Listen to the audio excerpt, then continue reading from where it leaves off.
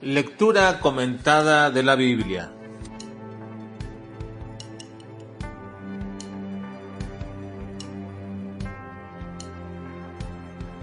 Primera a los Corintios, capítulo 4 al capítulo 6.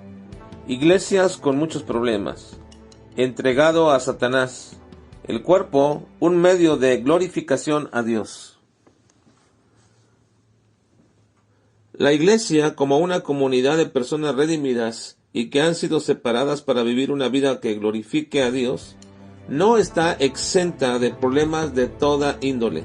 Hay personas que creen que existe la iglesia ideal, que todos viven en armonía y que todos participan y ayudan para la extensión del evangelio, que todas las personas ahí son gente sin pecados, sin errores y con las actitudes siempre correctas. La verdad que esto no es así, y no porque sea una excusa para tratar de minimizar los errores que existen en cada iglesia como la nuestra. Es una verdad porque desde la primera iglesia de Jerusalén ya existían problemas con ciertas riñas y disputas por la desatención y favoritismo sobre cierto grupo de personas. Cada una de las cartas de Pablo o de Pedro o de Santiago siempre mencionan problemáticas dentro de la iglesia.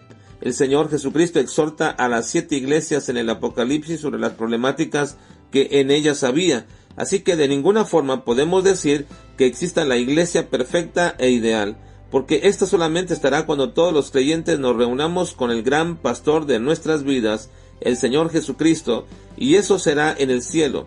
Pero tampoco quiere decir que el Señor esté de acuerdo con las condiciones inadecuadas e incorrectas que se encuentran dentro de la iglesia.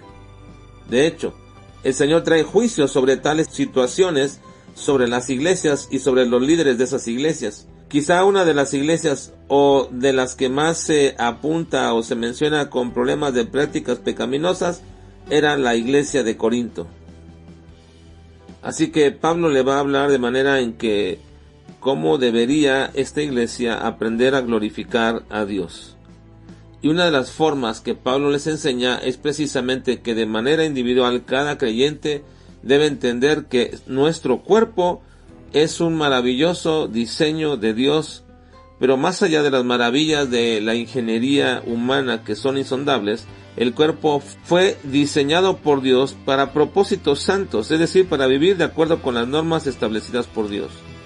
El pecado ha pervertido este propósito en el cuerpo humano. Nuestra carne tiene inclinaciones pecaminosas y ofendemos a Dios con ello. Es imposible que el hombre carnal, es decir, sin Cristo, utilice su cuerpo para glorificar a Dios, pero es un mandato para el creyente que su cuerpo sea un testimonio público de que ahora opera en él una nueva naturaleza, una naturaleza santa que proviene de Dios y que nos capacita para hacer una diferencia. En estos capítulos Pablo amonesta acerca del pecado sexual imperante en Corinto, y en la propia iglesia llama la atención a un hombre que había cometido pecado de incesto con su madrastra.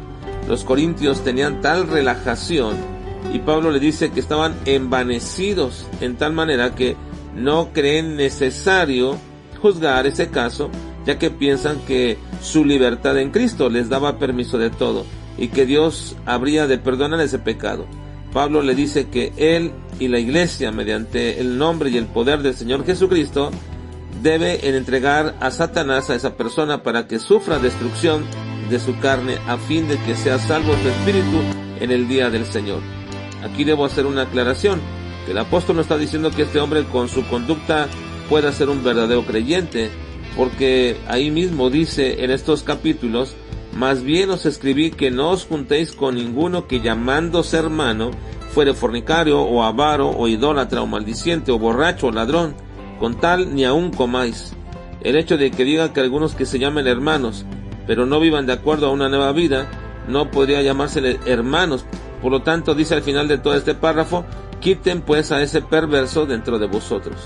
Así que se refiere a la frase sea entregado a Satanás como una expulsión de la iglesia. Pablo enfatiza este pecado de fornicación y de los otros pecados sexuales como propios de la vida antigua, carnal y sin Cristo. ¿No sabéis que los injustos no heredarán el reino de Dios?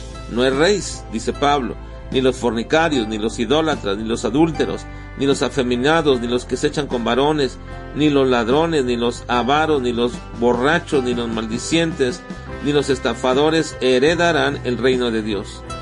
Y ahora le dice a los corintios que ya no se puede ni deben vivir así. Y les dice, debido a que esto erais algunos, mas ya habéis sido lavados, ya habéis sido santificados, ya habéis sido justificados en el nombre del Señor Jesús y por el Espíritu de nuestro Dios. La razón de nuestra nueva vida en Cristo es recuperar mediante nuestra nueva naturaleza implantada el propósito original de nuestros cuerpos, glorificar a Dios. Pablo termina diciendo, porque habéis sido comprados por precio, glorificad pues a Dios en vuestro cuerpo y en vuestro espíritu, los cuales son de Dios.